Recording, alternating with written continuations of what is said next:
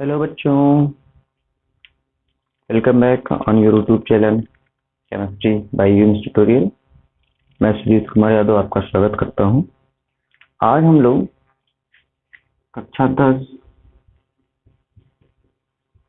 के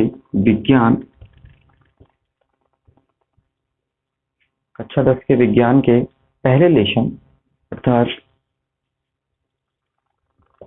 रासायनिक अभिक्रिया व रासायनिक समीकरण की बात करने वाले हैं। रासायनिक अभिक्रिया व रासायनिक समीकरण, ये आपका विज्ञान का चैप्टर नंबर 1 है।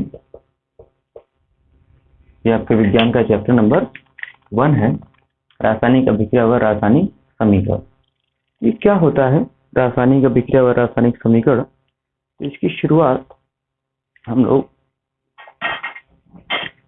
छोटी मोटी चीजों से करते हैं। छोटी छोटी चीजों से यहाँ पे करते हैं, आपको दिखाते हैं कि किस तरीके से आप कर सकते हैं। देखिए, दो चीजें आपको पता होगी। एक तो आपको पता होगी रासायनिक परिवर्तन और एक आपको पता होगा भौतिक परिवर्तन। दोस्तों, इसको आप क्लास 9th में हाल फिलहाल में पढ़ के आए हैं। तो भौतिक परिवर्तन क्या होता है? जिसमें कोई पदार्थ की भौतिक अवस्था बदल जाती है परंतु कोई नया पदार्थ नहीं बनता है। अर्थात हम कह सकते हैं कि भौतिक परिवर्तन वह परिवर्तन है जिसमें कोई नया पदार्थ नहीं बनता है और परिवर्तन पुनः अपनी प्रारंभिक स्थिति में वापस आ सकता है। आए ये जरूरी नहीं है पर आ भी सकता है, जैसे बर्फ से पानी का बनना, पानी से वापस बर्फ का बनना। लेकिन एक बात जरूर श्योर होगी कि कोई नया पदार्थ नहीं बनेगा। तो परिभाषा क्या देते हैं? ऐसा परिवर्तन जिसमें कोई नया पदार्थ ना बने परंतु इसमें क्या होगा, नया पदार्थ बनेगा। मतलब ऐसा परिवर्तन जिसमें किसी नए पदार्थ का निर्माण हो और परिवर्तन पुनः अपने प्रारंभिक स्थिति में वापस ना आ पाए। इसका बहुत ही बेस्ट एग्जांपल आपने सुना होगा, कागज का जलना। कागज का जलना, दूध से दही का बनना। तो दोस्तों, ये एग्जाम्पल है रासायनिक परिवर्तन का। एग्जाम्पल है आपके रासायनिक परिवर्तन का, कागज का जलना, दूध से दही का बनना। इसी तरीके से सोडियम का जल में जलना, जिंक का H2SO4 के साथ क्रिया करना, ये सब रासायनिक परिवर्तन के उदाहरण हैं।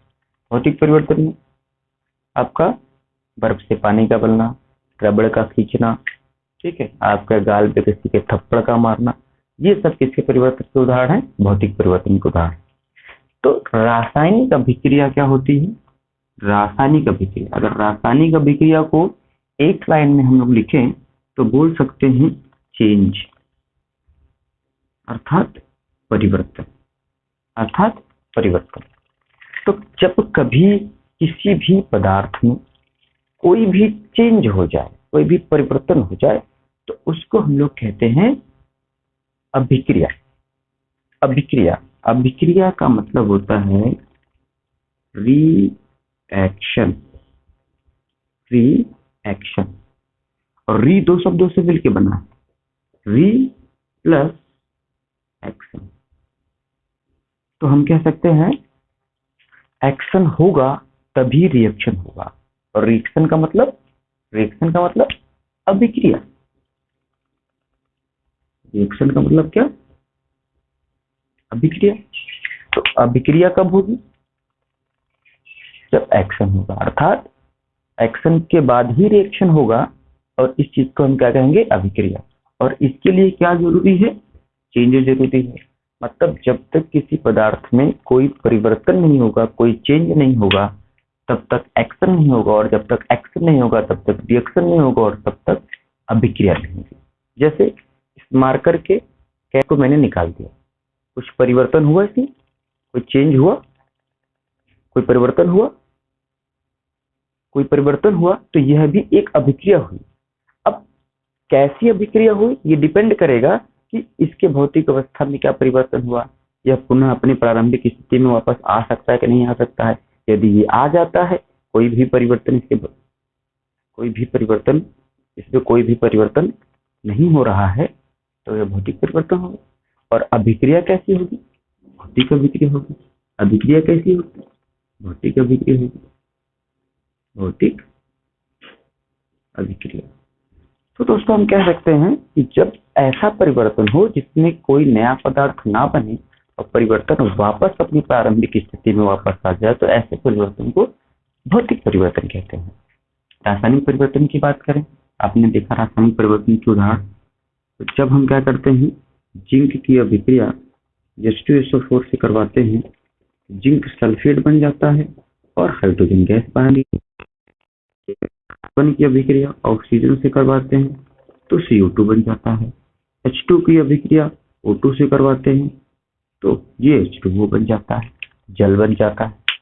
तो ये सब जो आपके रिएक्शन दिख रहे हैं, ये एक रासायनिक अभिक्रिया है। ये क्या है? एक रासायनिक अभिक्रिया है। क्यों ये रासायनिक अभिक्रिया है? क्योंकि ये रासायनिक परिवर्तन के कारण हुए। रासायनिक परिवर्तन ये क्यों है, कैसे हम जानेंगे कि ये रासायनिक परिवर्तन है? क्योंकि इसमें कोई ना कोई नया पदार्थ बन रहा है, इसमें कोई ना कोई नया पदार्थ बन रहा है, और ये बना हुआ पदार्थ वापस अपनी प्रारंभिक स्थिति में नहीं आ रहा है। तो ऐसा परिवर्तन क्या कहलाएगा? रासायनिक परिवर्तन। और इस तरीके के अभिक्रिया को रासायनिक अभिक्रिया कहेंगे। अर्थात अभिक्रिया क्या है? वापस से फिर से सुनिएगा ध्यान से। अभिक्रिया का अर्थ होता है रिएक्शन, अर्थात री प्लस एक्शन। जब तक कोई एक्शन नहीं होगा तब तक कोई रिएक्शन नहीं होगा। जैसे आपके अंदर बहुत सारे एक्शन है, दौड़ना, खाना पीना, उठना बैठना, नाचना गाना। ये जब आप काम करते हैं तो उसका कुछ न कुछ क्या होता है? रिएक्शन होता है। जैसे आप नाच रहे हैं डीजे पे, पिताजी ने आके कूट दिया, आपने एक्शन किया, उसका क्या हो गया? रिएक्शन हो गया।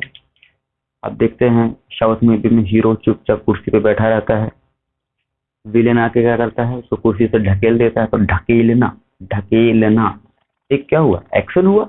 अब हीरो क्या करेगा? उसी का रिएक्शन करता है, और जैसे ही रिएक्शन होगा अभिक्रिया हो जाएगी। तो अभिक्रिया में क्या होना जरूरी है? एक्शन। अभिक्रिया में क्या जरूरी है? एक्शन।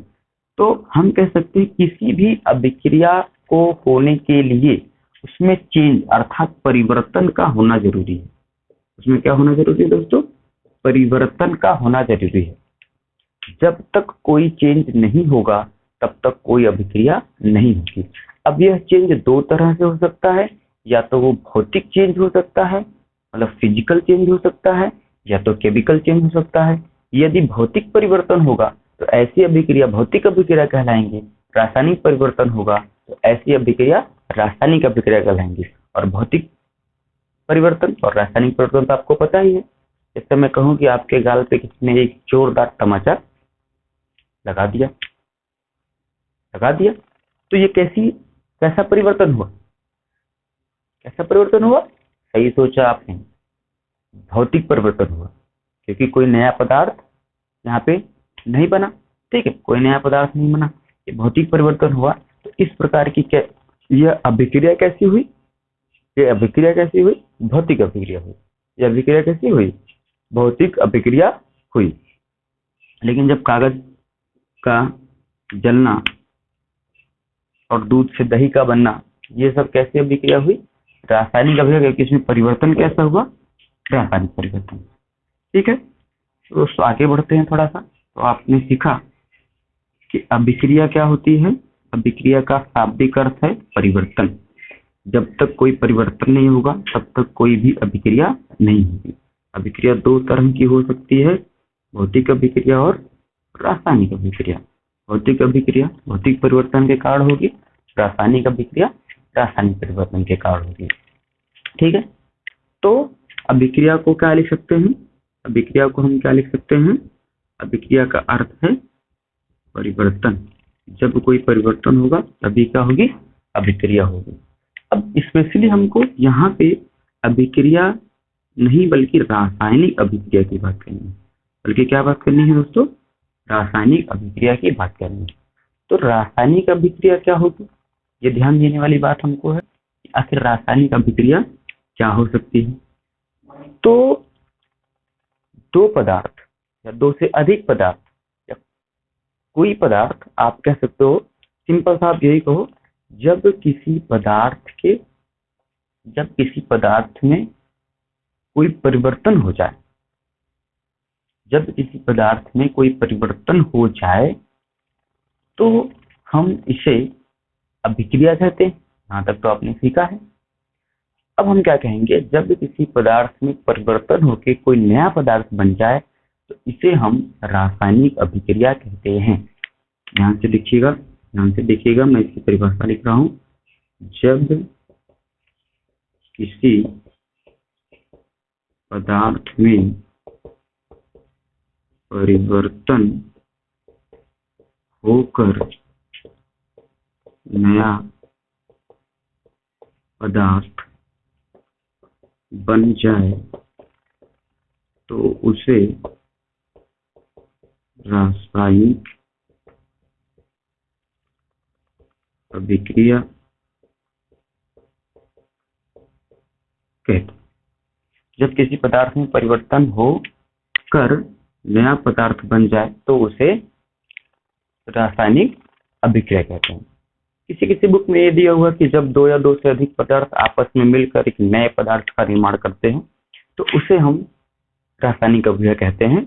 तो दोस्तों ये परिभाषा सही है, लेकिन पूरी तरीके से नहीं सही है, क्योंकि कभी कभी आप देखिए ये परिभाषा गलत भी हो जाती है कि जैसे कैल्शियम कार्बोनेट है, ये टूट के जब इसको हम हीट देते हैं अर्थात उष्मा देते हैं तो ये साइन आप याद रखिएगा, ये कभी भी तीर के ऊपर लगा हुआ है तो इसे हम उष्मा हीट दे रहे हैं ऐसा माना जाता है, ऐसा प्रतीत होता है, ऐसा ही प्रतीत किया जाता है। तो कैल्शियम कार्बोनेट को हीट देने पर टूट के कैल्शियम ऑक्साइड और कैल्शियम डाइऑक्साइड बन जाता है। कैल्शियम ऑक्साइड और कार्बन डाइऑक्साइड बन जाता है।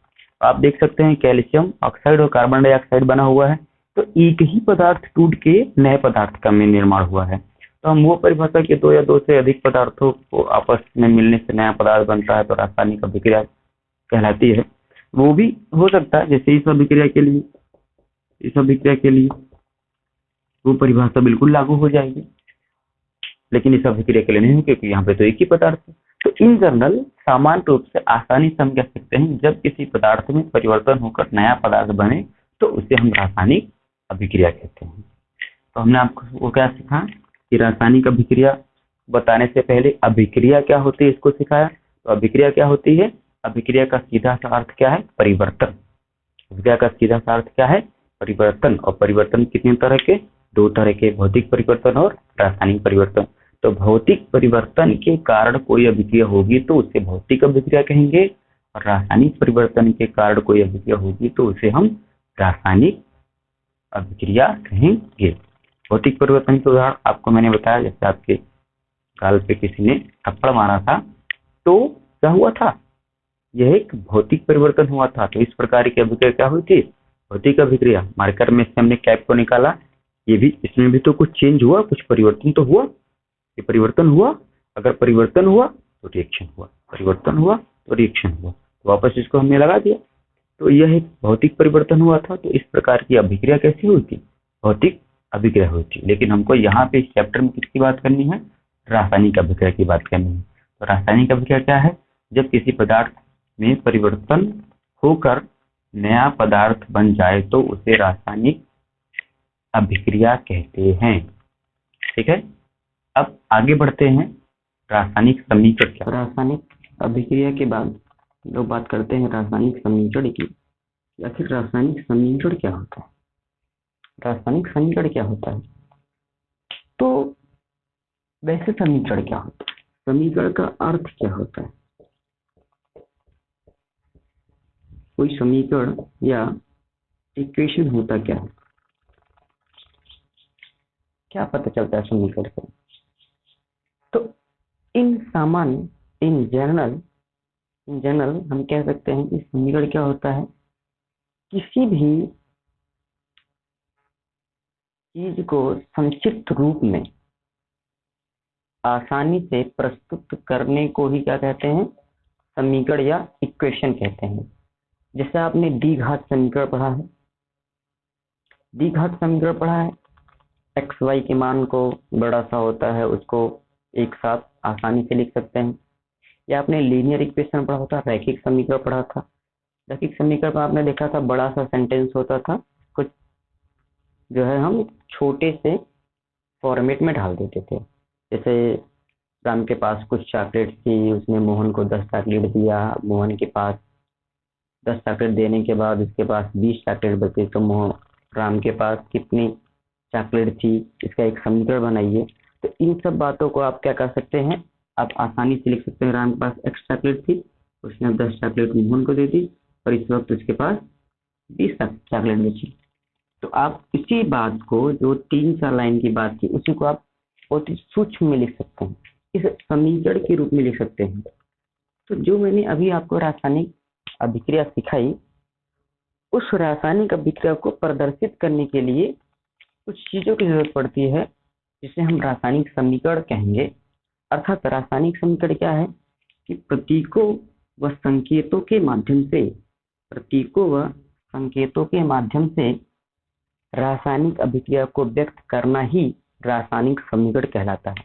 तो आप भी इसको लिख सकते हैं, क्या लिख सकते हैं, प्रतीकों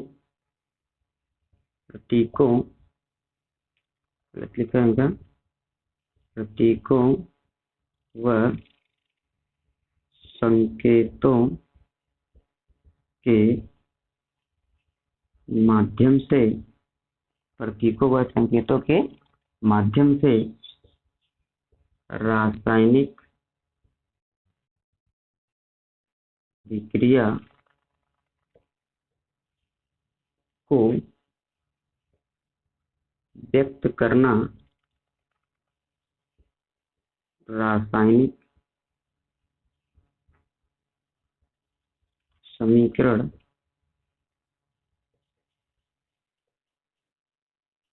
कहलाता है। ठीक है दोस्तों, बहुत आसानी से चीज है। रासायनिक अभिक्रिया थी, जब कोई पदार्थ किसी नए पदार्थ में परिवर्तित हो जाता है तो उसे हम क्या कहते थे, रासायनिक अभिक्रिया कहते थे। अब रासायनिक समीकरण किसे कह रहे हैं कि उसी रासायनिक अभिक्रिया को प्रतीक और संकेत के माध्यम से व्यक्त कर देना ही क्या कहलाता है, रासायनिक समीकरण कहलाता है। जैसे मैं एक रासायनिक अभिक्रिया लिखूं, मैं क्या लिखूं कि सोडियम हाइड्रा ऑक्साइड अभिक्रिया करता है सोडियम क्लोराइड से, तो ये बन जाता है सोडियम क्लोराइड से नहीं, यहाँ पे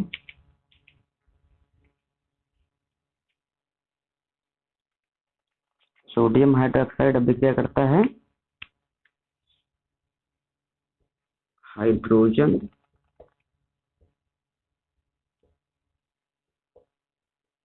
क्लोराइड से, या इसको हाइड्रोक्लोरिक अम्ल भी कहते हैं। ठीक है, हाइड्रोजन क्लोराइड या इसको हाइड्रोक्लोरिक अम्ल कहते हैं। तो सोडियम हाइड्रोक्साइड इसके साथ अभिक्रिया करता है तो बनता है सोडियम क्लोराइड प्लस जल। तो आप देखिए ये क्या है, शब्द समीकरण है, ये शब्द समीकरण है। उसी रासायनिक अभिक्रिया को प्रदर्शित करने का ये विस्तृत रूप है।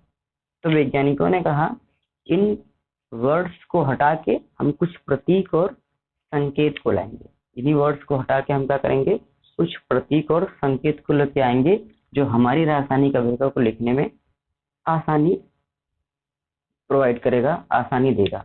जैसे आपके गांव में किसी का बड़ा नाम होता है शशि प्रकाश त्रिपाठी, तो आप उसको शॉर्ट में कुछ न कुछ बुलाते हैं। जैसे किसी का नाम मुदस्सर अली खान है, तो उसको हम क्या कह सकते हैं, मुदस्सर अली खान, मार्क मार्क बुला सकते हैं। वैसे ही क्यों, वी आर ह्यूमन, उनको चीजों को क्या कर देते हैं, छोटा करना जानते हैं, संक्षिप्त करना जानते हैं। आप सोचो साइंस ने इसने डेवलपमेंट की, पहले नदी से पानी आता था, फिर कुएं से आने लगा, फिर हैंडपंप से आने लगा, तो बटन दबाओ पानी पाओ। तो साइंस क्या करता है, चीजों को रिड्यूस करता है, छोटा करता है, आसान करता है हमारे लिए।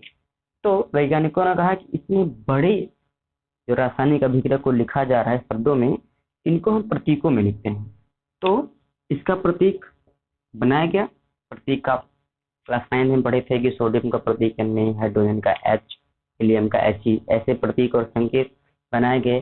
प्राचीन समय में कुछ प्रतीक संकेत रखे गए थे, आधुनिक समय में भी कुछ रखे गए, और आधुनिक समय के प्रतीक संकेत के माध्यम से अभिक्रिया को व्यक्त की जाती है। तो हम क्या लिख सकते हैं इसको, NaOH प्लस HCl, इससे बन जाएगा NaCl प्लस H2। मतलब देखिए इतने छोटे में ही इस पूरी बात को हम लोगों ने क्या कर दिया, लिख दिया। जैसे यहाँ पे आपने राम और श्याम वाला, टाफी वाला देखा था, अभी मैंने एक समीकरण बना के छोटे में लिख दिया था। वैसे यहाँ पे sodium hydroxide plus hydrogen chloride की अभिक्रिया होगी, तो सोडियम क्लोराइड प्लस जल बन जाएगा। इसी बात को प्रतीक व संकेत के माध्यम से संक्षिप्त रूप में लिखना ही क्या कहलाता है, रासायनिक समीकरण कहलाता है। आप कह सकते हैं कि प्रतीकों व संकेतों के माध्यम से रासायनिक समीकरण व्यक्त किया जाता है। तो प्रतीक व संकेत के माध्यम से रासायनिक अभिक्रिया को व्यक्त करना रासायनिक समीकरण या केमिकल इक्वेशन कहलाता है। तो क्या कहते हैं, केमिकल इक्वेशन। ये आपका मैथ का इक्वेशन नहीं है, किसका इक्वेशन है, केमिकल इक्वेशन है। क्यों केमिकल इक्वेशन है, क्योंकि ये केमिकल रिएक्शंस को, रासायनिक अभिक्रिया को प्रदर्शित कर रहा है। तो अब देखिए रासायनिक अभिक्रिया के दो पार्ट होते हैं, दो हिस्से होते हैं। रासायनिक अभिक्रिया क्या होती है, जब कोई पदार्थ परिवर्तित होकर नया पदार्थ बनाता है तो उसे हम क्या कहते हैं, रासायनिक अभिक्रिया कहते हैं। जैसे A प्लस बी मिलके AB का निर्माण किया, A प्लस बी ने मिलकर क्या किया, AB का निर्माण किया। तो A प्लस बी ने मिलकर AB का निर्माण किया दोस्तों, तो हम कहते हैं यहाँ पर A प्लस बी मिलकर एक नए पदार्थ AB का निर्माण किया। पहले A अलग था, A का गुण अलग था, B अलग था, B का गुण अलग था, है ना। जैसे हम कह सकते हैं कि चाय की पत्ती, चीनी और दूध, तीन चीज, चाय की पत्ती, चीनी और दूध मिलके क्या बनाए, चाय बनाए। अब चाय में तो सभी का गुण है, चाय के पत्ती का भी गुण है, चीनी का भी गुण है, दूध का भी गुण है, लेकिन चीनी में तो चाय का गुण नहीं है और चाय में चीनी का गुण नहीं है। ये तो अलग है, लेकिन ये इसमें क्या है, एक नया पदार्थ बना। तो जिस पदार्थ से कोई पदार्थ का निर्माण होता है उसे हम अभिकारक कहते हैं। उसे क्या कहते हैं दोस्तों, अभिकारक कहते हैं। और जो नया पदार्थ बनकर आता है उसे हम क्या कहते हैं, उत्पाद कहते हैं। जो नया पदार्थ बन के आता है उसे हम क्या कहते हैं, उत्पाद कहते हैं। अभिकारक और उत्पाद को सेपरेट करने के लिए, अलग करने के लिए हम क्या करते हैं, एक एरो का यूज करते हैं, एक तीर का यूज करते हैं। ये वही तीर है जो अर्जुन जी ने महाभारत में चलाई थी। और आजकल तो महाभारत आ रहा है तो वापस ये तीर आ गया, तो रासायनिक समीकरण आपको वापस आ गया। तो वेरी फ्रेंकली ये वही तीर है जो महाभारत में अर्जुन जी ने चलाया था। तो ये तीर आपका क्या है, अभिकारक और उत्पाद को सेपरेट कर रहा है। तो यहाँ पे ये अभिकारक है, ये अभिक्रिया कर रहा है, अभिक्रिया करके क्या कर रहा है, इसका निर्माण कर रहा है। ये क्या है, उत्पाद है, और ये क्या है, अभिकारक है। तो अभिकारक क्या है दोस्तों, अभिकारक क्या है, वह पदार्थ जो किसी रासायनिक अभिक्रिया में अभिक्रिया करता है उसे अभिकारक कहते हैं। वह पदार्थ जो किसी रासायनिक अभिक्रिया में अभिक्रिया करता है उसे अभिकारक कहते हैं। और वह पदार्थ जो किसी रासायनिक अभिक्रिया में बनता है, निर्मित होता है, उसे उसे हम उत्पाद कहते हैं। और उत्पाद भैया को हम कहाँ लिखते हैं? हमेशा दाहिने तरफ, दाहिने तरफ, और अभिकारक को बाएं तरफ। तो एरो के इधर अभिकारक और एरो के उधर क्या हो जाएगा? उत्पाद हो जाएगा। ठीक है दोस्तों, एरो के इधर अभिकारक हो जाएगा, एरो के उधर क्या हो जाएगा? उत्पाद हो जाएगा। ठीक है, तो रासायनिक अभिक्रिया क्या हुई हमने सीखा, रासायनिक समीकरण क्या हुआ हमने सीखा। रासायनिक अभिक्रिया के दो भाग होते हैं, अभिकारक और उत्पाद, अभिकारक और उत्पाद होते हैं। तो ये भी हमें जाना। तो हमेशा किसी भी रासायनिक अभिक्रिया को रासायनिक समीकरण में हम लोग व्यक्त करते हैं, और रासायनिक समीकरण को हमें क्या करना पड़ता है? हमने देखा रासायनिक समीकरण को, तो रासायनिक समीकरण को संतुलित करने की आवश्यकता होती है कि कोई भी रासायनिक समीकरण ऐसे लिख दिया गया H2 + O2 से बन गया H2O। क्या बन गया? H2O। तो ये जो H2 और O2 से H2O बना हुआ है, यहाँ पर आप देख रहे हैं 2 हाइड्रोजन है, यहाँ पे 2 ऑक्सीजन है, परंतु यहाँ पे 2 हाइड्रोजन है और एक ही ऑक्सीजन, एक ही क्या है? ऑक्सीजन। इसी तरीके से N2 + H2, इसको दोनों को मिलाते हैं तो क्या बन जाता है?